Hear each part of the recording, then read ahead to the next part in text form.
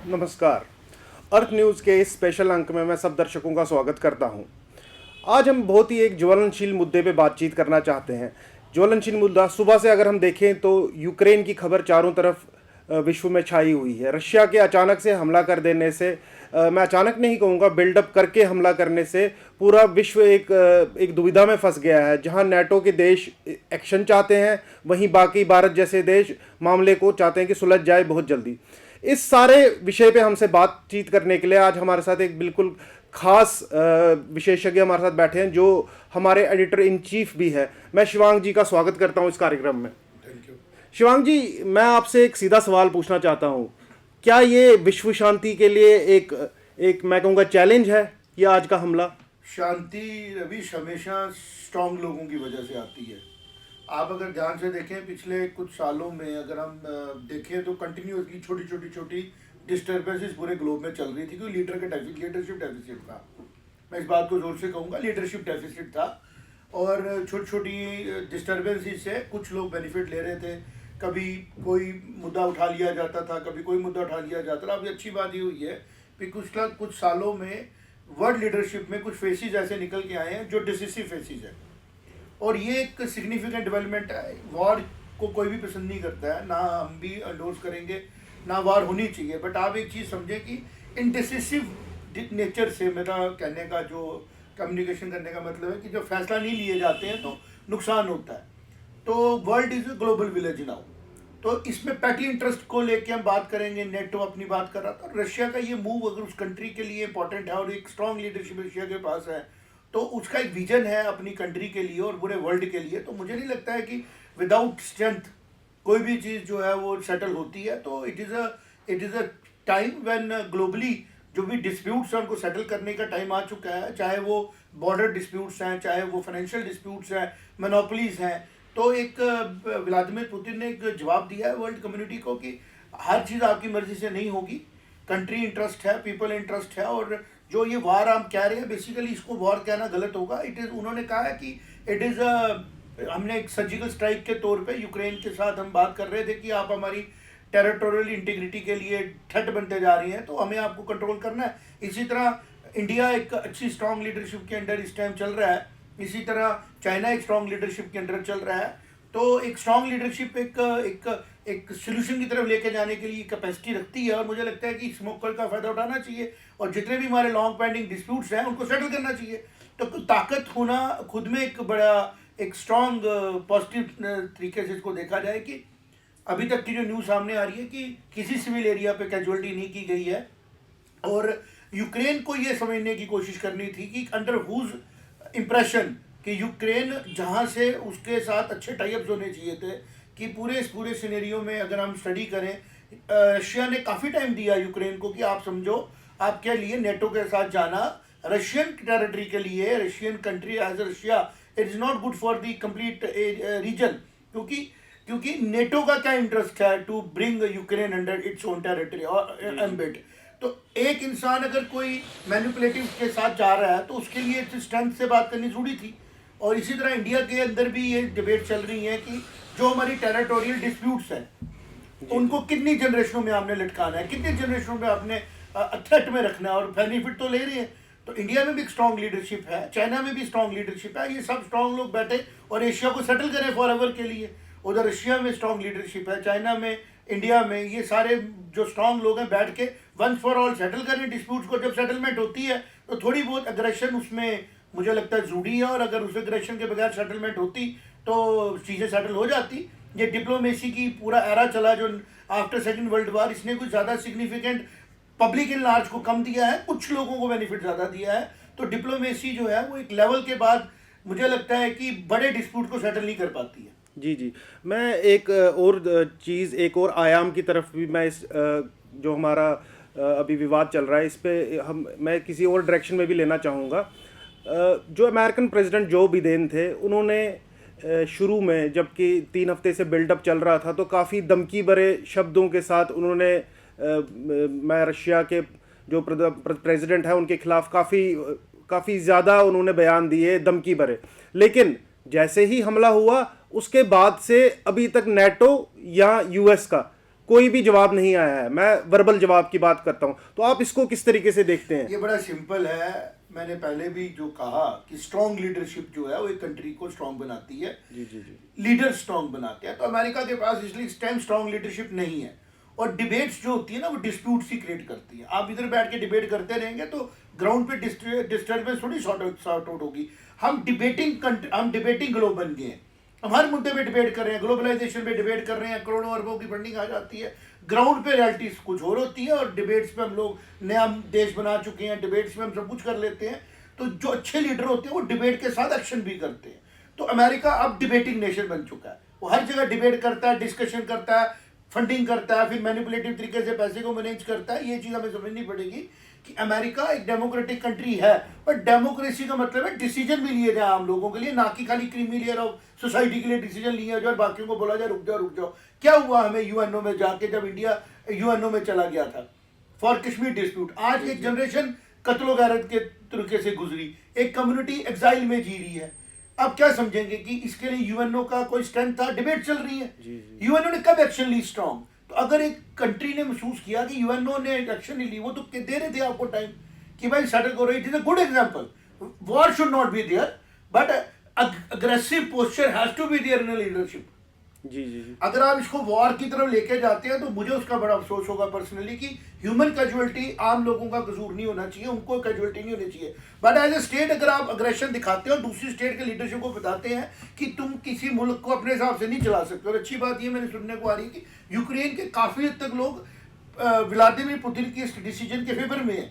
जी जी। पहले तो civil war ही हुआ था वहां पे तो कुछ इसका दिन मतलब पहले। ये कल को अगर इंडिया में हमारे यहाँ पे स्ट्रॉन्ग लीडरशिप और इंडिया की इंटीग्रिटी के लिए, इसकी ओवरऑल इसकी टेरिटोरियल इंटीग्रिटी के लिए अगर हमें भी अग्रेशन पोर्शन लेना पड़ता है तो लेना चाहिए।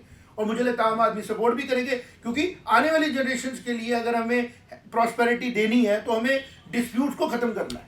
चाहे वो बॉर्डर डिस्प्यूट्स हो, चाहे वो सोशल डिस्प्यूट्स हो, चाहे वो किसी किस्म के भी डिस्प्यूट्स हो। आप डिस्प्यूट्स को पॉलिटिकली साइड पे रख के लॉन्गर टर्म के लिए ग्लोब में पीस नहीं ला सकते हो। तो नेटो ने अगर कोई पोस्चर लिया अग्रेशन इसमें, तो that would have been a wrong thing.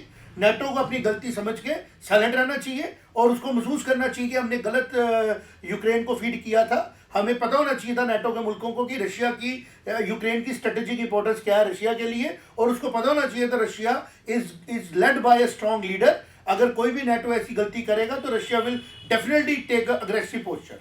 जी जी। जैसे हम देखते हैं कि जो रशियन फोर्सेस थी, आज सुबह एग्रेशन चालू हुआ और कुछ ही घंटों में, मैं कहूँगा 6 से 7 घंटे में वो कीव उनके कब्जे में था।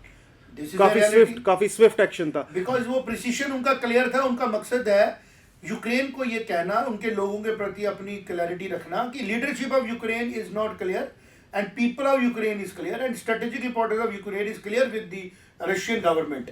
एंड मैं बड़ा इस मामले में आई मे बी पर्सनली मुझे ये लग रहा है कि पूरे दुनिया के जितने भी डिस्प्यूट्स हैं, चाहे वो नॉर्थ कोरिया, साउथ कोरिया का है, अमेरिका का, ऑस्ट्रेलिया, चाइना का, इन सब डिस्प्यूट्स को वर्ल्ड वार की तरफ हम बिल्कुल नहीं जाएंगे।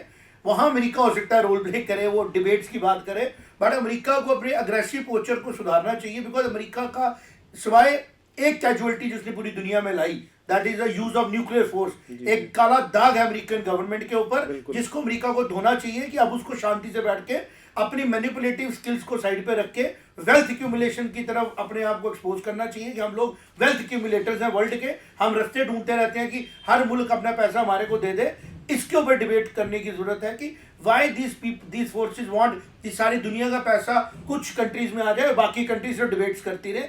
तो ये जो पोस्चर अग्रेसिव लिया गया है, ये उनका जवाब है कि आपकी बात बड़ी सुन ली गई है, आपको समझा गया है, आप यूएन में भी जाके डोमिनेट करते हैं, आप ग्लोबल वार्मिंग में डोमिनेट करते हैं, आप हर इशू के ऊपर अपनी सुपरमेसी दिखाते हैं, और जब कोई डिसीजन लेने की बारी आती है जिसमें आपका इंटरेस्ट होता है उसमें आप इंटरेस्ट लेते हैं, और जिसमें आपका इंटरेस्ट नहीं होता वहां पे आप बैकफुट पे चले जाते हैं। What they did with Afghanistan, what they did with what they are doing in India Pakistan relationships, ये मैनिपुलेट कर रहे हैं। दो मुल्क आपस में मर रहे हैं, जल रहे हैं। तो ये जो पोस्चर हमने भी लिया था मोदी जी की गवर्नमेंट में, जब पाकिस्तान से हमारी तरफ स्ट्राइक्स हुई थी, मतलब मिलिटेंट्स को, टेररिस्टों को सपोर्ट किया गया, तो इंडिया ने बताया कि I have right to protect my citizens, तो एयर स्ट्राइक्स की गई थी। इसी तरह रशिया को अगर लग रहा है कि किसी कंट्री का इस्तेमाल उसकी रिसोर्सेज का खराब करने के लिए किया जा सकता है, तो Russia is all right to do it.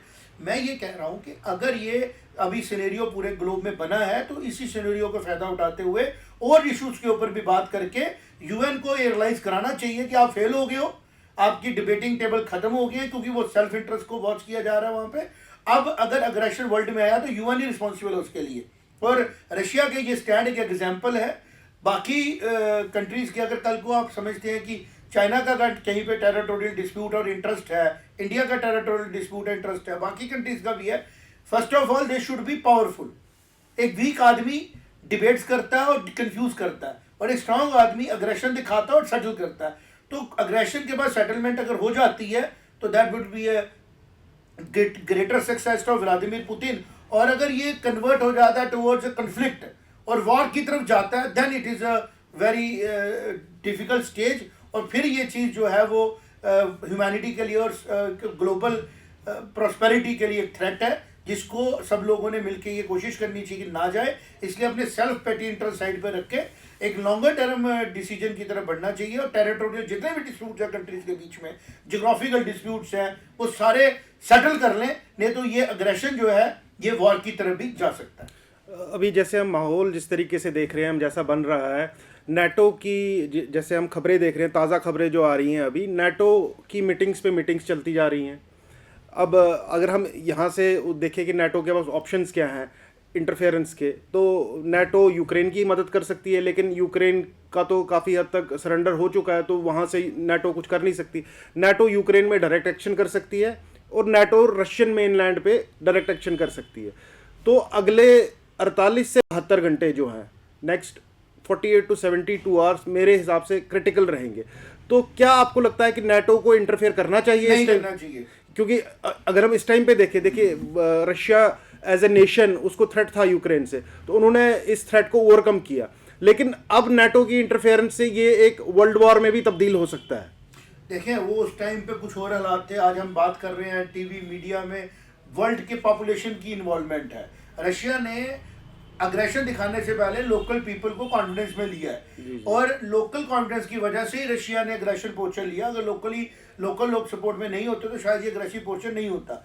मैं ये कह रहा हूँ कि नेटो को इस टाइम पे अक्लमंदी का काम करना चाहिए, क्योंकि रशिया ने जो कहा जो किया वो मैच करता है। नेटो का कोई स्टेक नहीं है यूक्रेन पे, unless and until Ukraine NATO का पार्ट बन जाता, और यूक्रेन के इसी स्टेप को रशिया ने मना किया था। तो नेटो के मुल्कों को चाहिए था, मेरा क्या इंटरेस्ट है यूक्रेन में, why they wanted to enter into Ukraine territory. कल को कोई और उठ के आ जाए कि India should behave like this and that in Kashmir, तो इंडिया का डायरेक्ट पहुंचेगा, I will not interfere, I will not any third party intervention. तो अगर उस पोर्शन में इंडिया का कोई अग्रेसिव पोर्शन लेता है तो आप क्या कहेंगे कि वॉर होती है? देखें ऐसा है, कंट्रीज जो चलती है ना वो ब्रेव लीडर चलाते हैं, सेल्फिश लीडर्स नहीं होने चाहिए। तो मुझे नहीं लगता है व्लादिमीर पुतिन के रशिया को टेक ओवर करने के बाद रशिया ने कुछ लूज किया है। रशिया कंसोलिडेट हुआ है, रशिया स्ट्रांग हुआ है, और रशिया एक ताकत से टूटा था और वापस ताकत की तरफ बढ़ा है। तो इसी तरह हमारे प्राइम मिनिस्टर जो नरेंद्र मोदी हैं वो भी कंट्री को एक कंसोलिडेशन दे रहे हैं। चाइना ने भी शी जिनपिंग की अंडर लीडरशिप के ग्रो किया है, तो हम ये नहीं कह सकते हैं। लेकिन अनफॉर्चुनेट यहाँ पे रहा अमेरिका एक वीक लीडरशिप की वजह से बैकफुट पे है, और उसका बैकफुट पे जाना किसी हद तक मुझे लगता है एक पॉजिटिव साइन है, क्योंकि वर्ल्ड वॉर तभी पॉसिबल थी अमेरिका जैसा मुल्क जो है वो स्ट्रॉन्ग लीडरशिप के अंडर होता, और अगर वो स्ट्रॉन्ग लीडरशिप के अंडर होता तो मुझे लगता है रशिया को अग्रेशन दिखाने की जरूरत ही नहीं होती। वो पहले ही नेटो मुल्कों को बोलता भी तुम्हें क्या चिट्ठी पड़ी है किसी के इंटरेस्ट को बीच में इंटरफेयर करने की, जो कि एक बिगेस्ट न्यूक्लियर पावर है। जी। तो ये अग्रेशन जो है it can be positive step for the global piece. All right. तो मैं धन्यवाद करूंगा शिवांग जी का, जिस तरीके से उन्होंने विश्लेषण किया सारे मामले का। और हम अगले, जैसे कि हम बात कर रहे थे अभी, अगले 48 से 72 घंटे जो हैं वो काफ़ी क्रिटिकल हैं। नेटो का एक्शन होता है तो वर्ल्ड पीस खतरे में आ सकती है। मैं सारे दर्शकों का फिर से धन्यवाद करूंगा हमसे जुड़ने के लिए। धन्यवाद।